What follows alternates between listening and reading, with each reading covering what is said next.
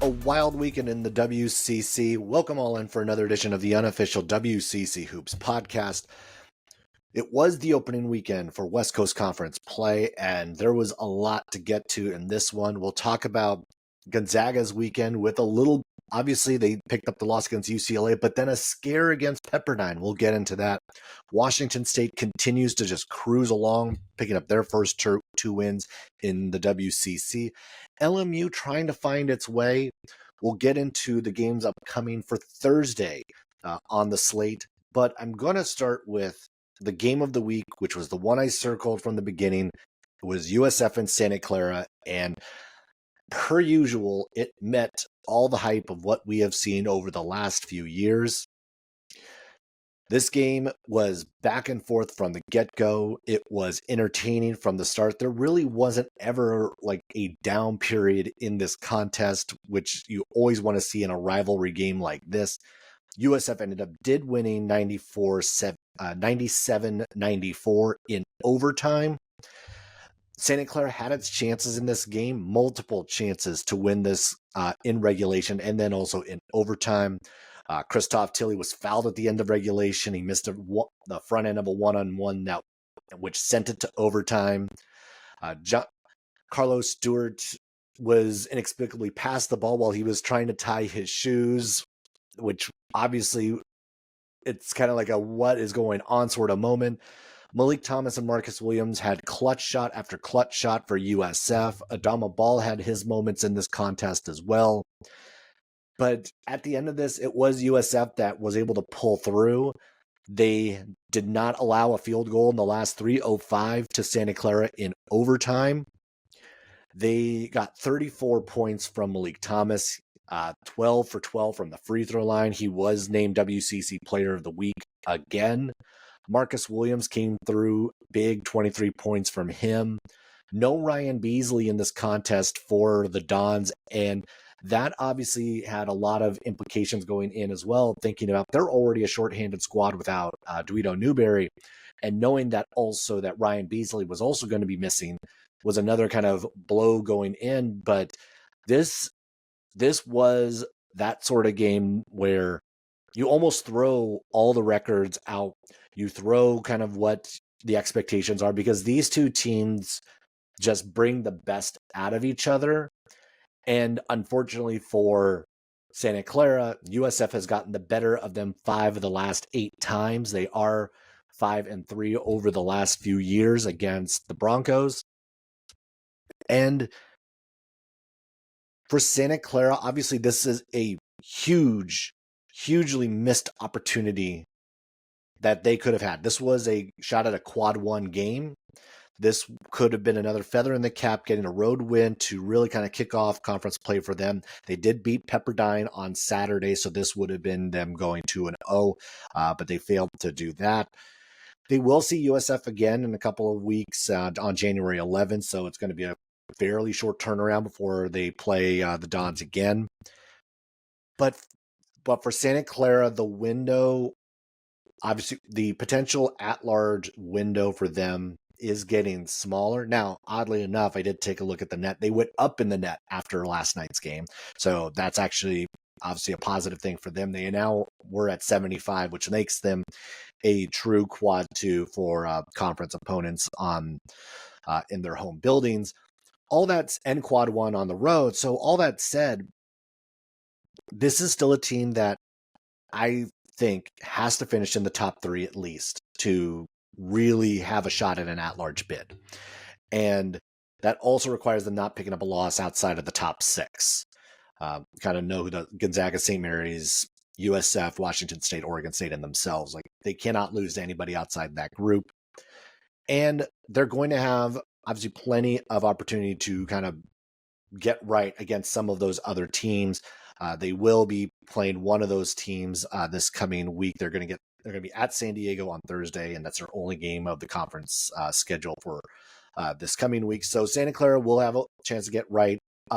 They got Elijah Mahi back on Monday night as well.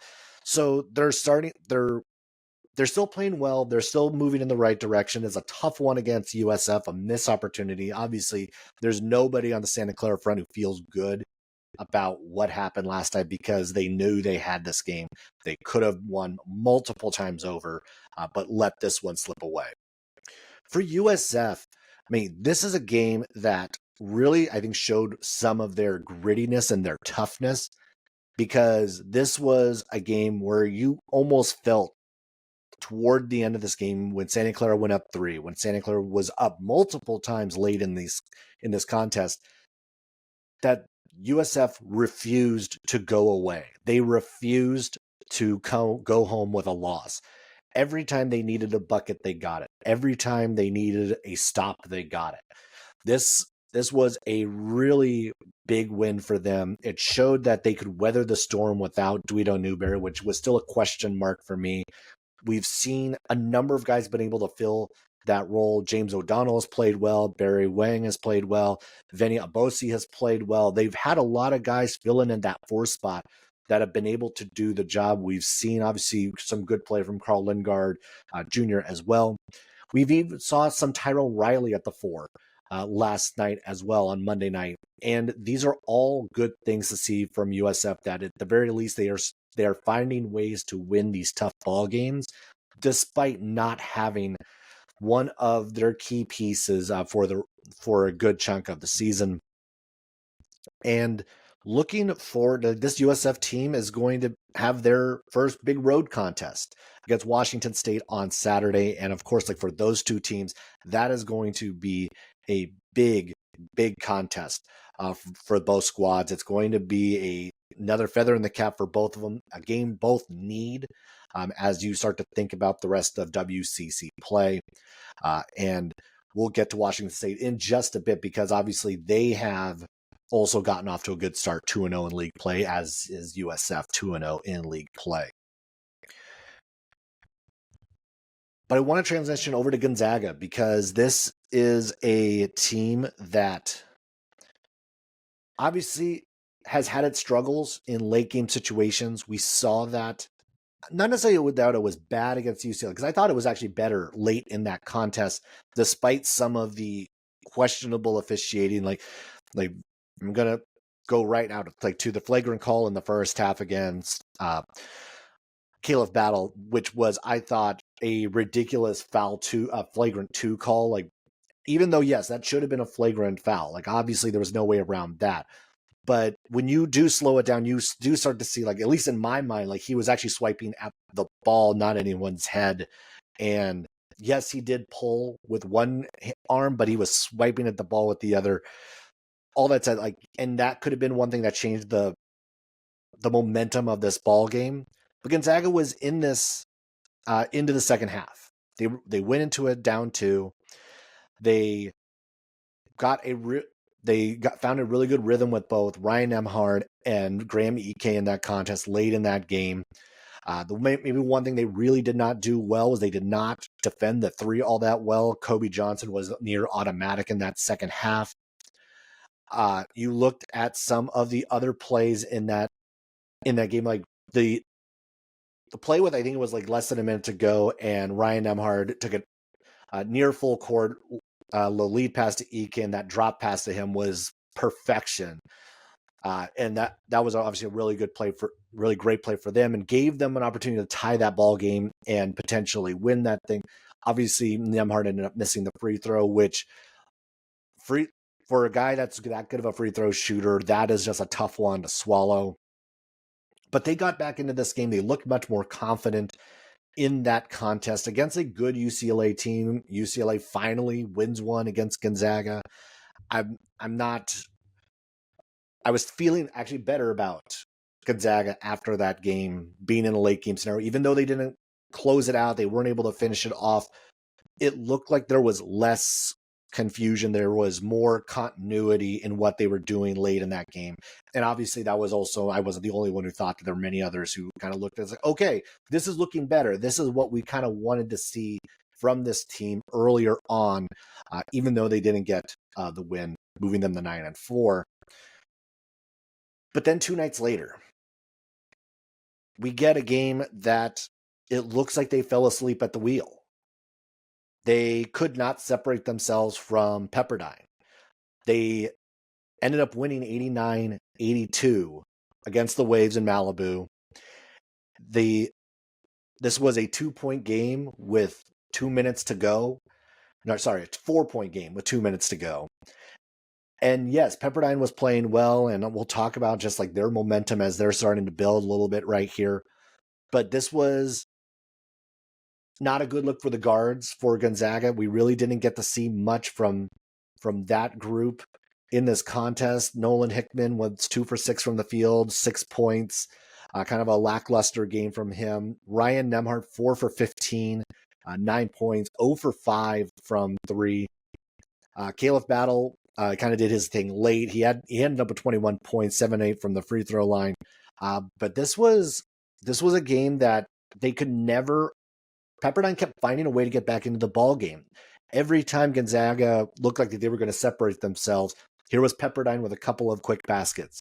Every time Gonzaga was able to kind of push themselves to a 2 or 3 possession game, Pepperdine came right back and answered.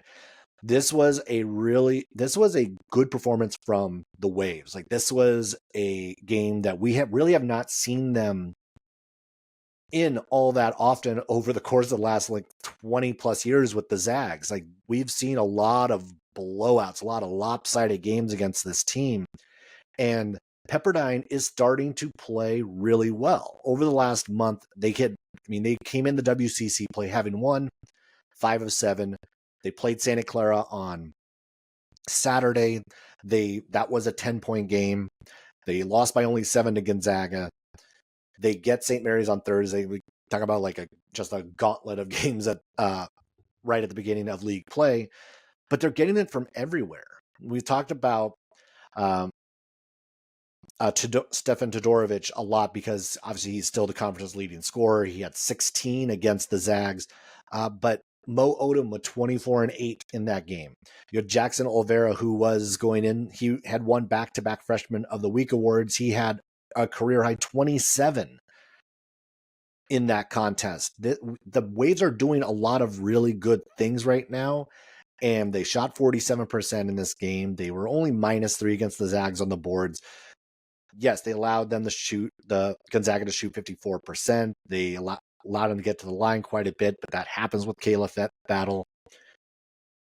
Pepperdine did a lot of things right, but it also is highly concerning for the Zags to say that a team like Pepperdine, who really hasn't played grand scheme of things all that well this season, was able to hang around with them.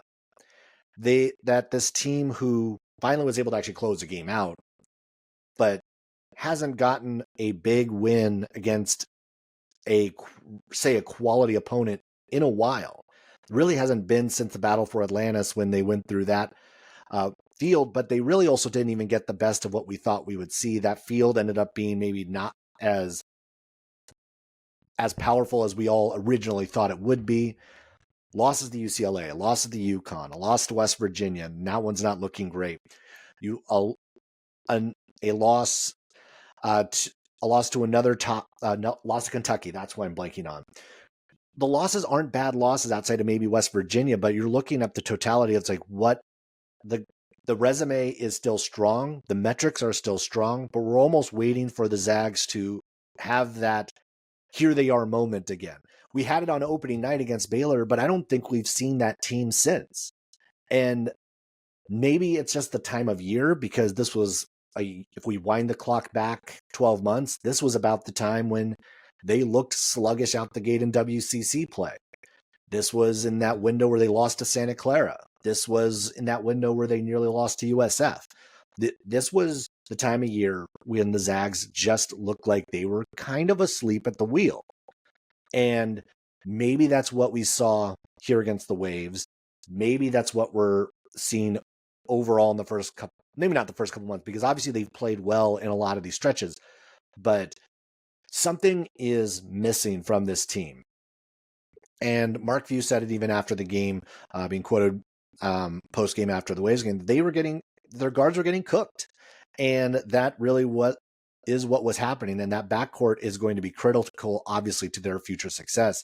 And if the Zags can't figure something out, this might be a league that is going to be more competitive maybe than we even originally thought just a week ago. I mean, we've said like this might be wide open minus Gonzaga, but maybe it is just completely wide open, Gonzaga included.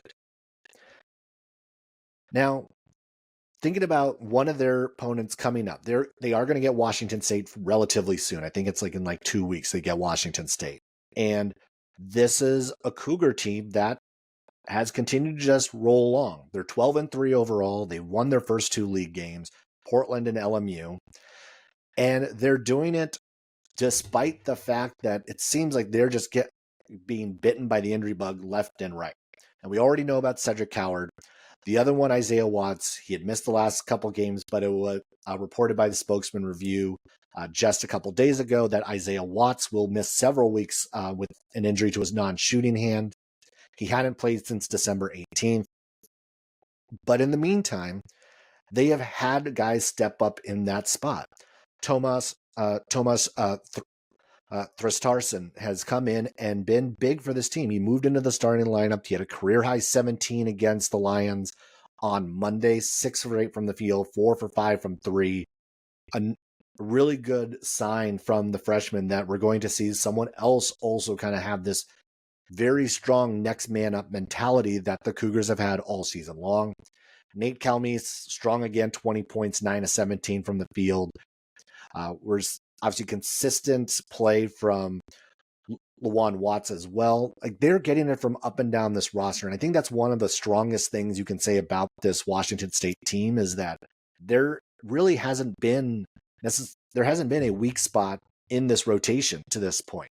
Everyone's contributing in some sort of way, and they really do have like 4 or 5 deep on the scoring front. Any one of them could give you 20 points on a given night.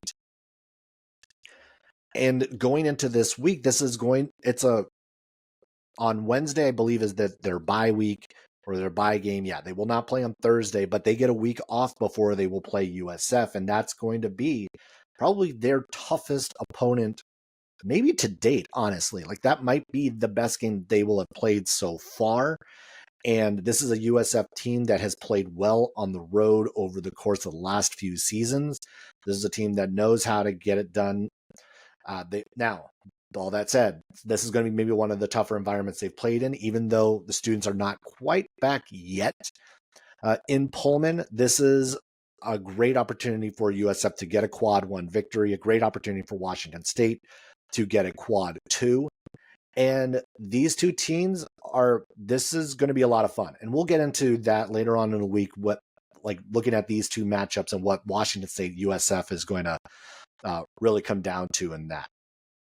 Now, one of the games that Washington State did play LMU on Monday night, this LMU squad, the formula of how they've lost their first 2 games looks almost identical, because they have played 2 very strong defensive first halves. They stuck with USF, they stuck with Washington State, and had an opportunity to get some wins in that second half. And in both scenarios, it has fallen apart for them in the second. Ended up losing those games by 15 and by 14.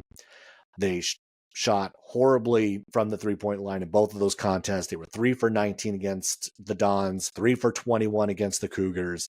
Will Johnston, he's had 2 total points in these 2 ball games, combined over 10 from the field, over 6 from 3. And they're overall shooting 37% from the field. They haven't been the best shooting team all year long anyway, but the last 2 games, the offense has been a concern. In those 2 games, they've scored 55 points, and then they scored, what was it? They scored 59 against Washington State. They need to find some level of an offense this coming week, because this is obviously not going to be sustainable. They've played, now, those 2 are good defensive teams, USF and Washington State. Washington State less so. They need to find some consistency. Will Johnson needs to be a bigger part of what they're doing. Now, Myron Amy has played a little bit better, double-digit points in 3 of the last 4 games. We've Caleb Stone Carawell had 20 against Washington State as well. So they're getting into some areas, but they need it from across the board. And this is one of the challenges I think that USF has had. Javon Porter hasn't played particularly well over the last month. They need him to be that guy to really kind of give them that offensive burst. Like, that's his best asset, and we really have not seen it lately. They need it from Alex Merkvilazzi, at least to give them a little bit. Obviously, they're not relying on him to score 20 a game, but him getting between 8 and 14 points is critical for their long-term success. So they need that offensive punch a little bit more throughout the course of their lineup, not just relying on one or two guys, which unfortunately has kind of been what we have seen to this point in conference play.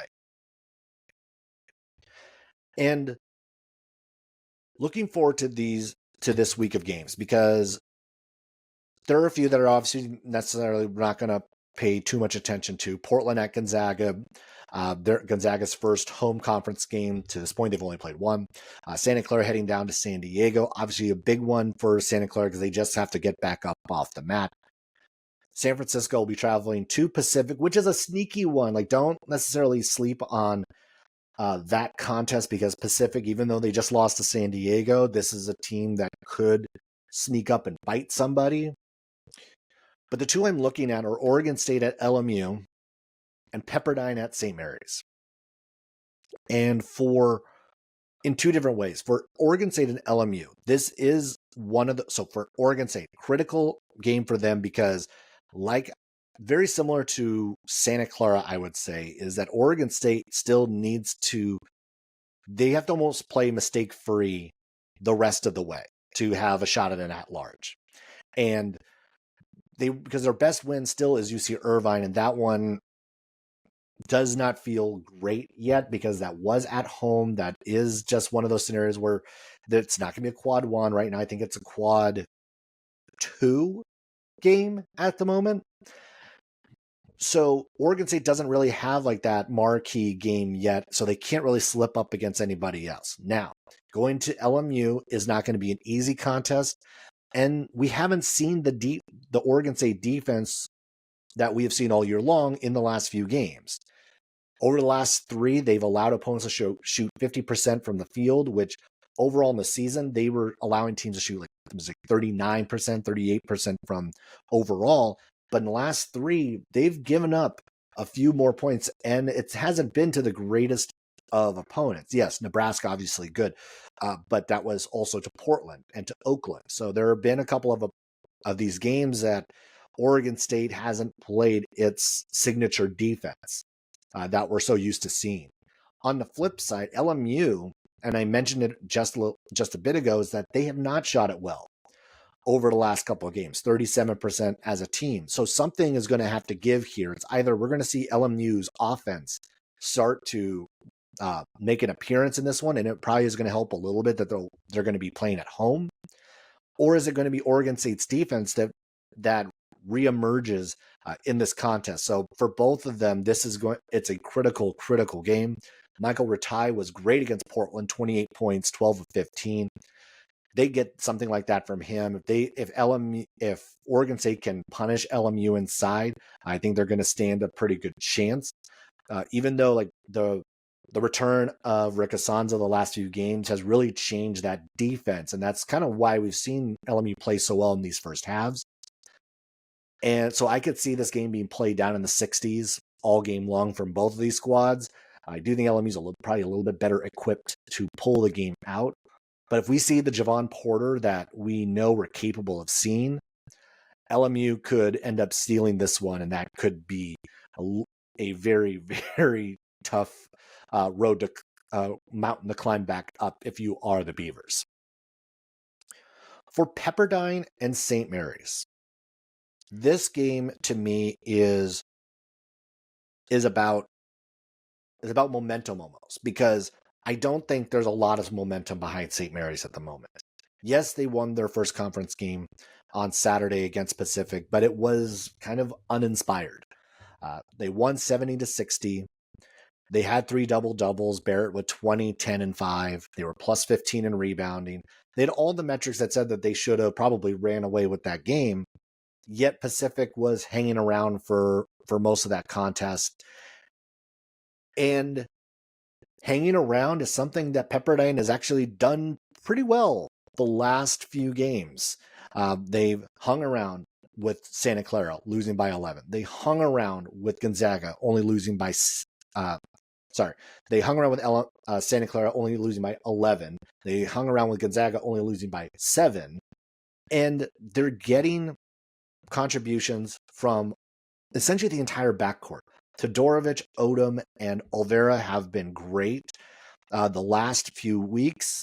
And this is the challenge for St. Mary's. Like, their guards are going to have to really slow down that trio. We're going to need to see good defensive performances from Marshallonis, from Ross, from Barrett, from Lewis, and anyone who's going to be taking some assignments in that backcourt. St. Mary's is going to have to make sure that those three are contained and those three do not get going, because that is how the Waves will stick around in this ball game. If you allow them to hang around, they're going to find a way to be there at the end. And St. Mary's has already had some scary moments over the course of this season. You think about the Towson game. You think about UT Arlington, UTSA, I should say. You think about Pacific. They've allowed too many teams that are, quote, not on their level to stick around. And this is another one of those games.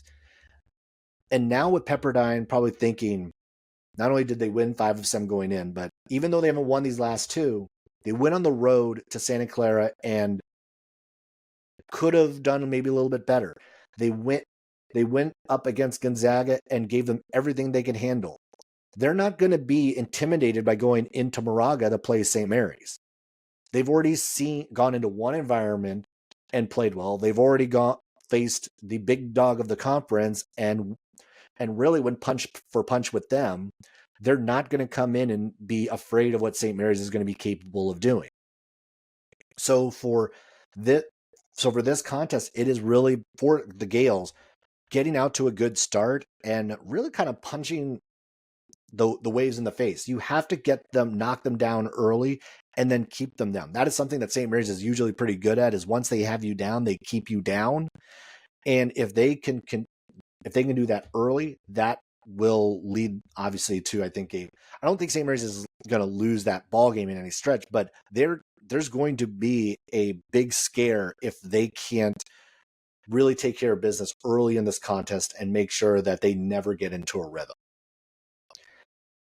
All right, as we continue on, obviously like Saturday, big slate of games. Got San Diego and Oregon State, Pepperdine and Pacific, San Francisco, Washington State, Gonzaga, LMU. That's going to be a good one. St. Mary's at Portland. Santa Clara has the bye on that.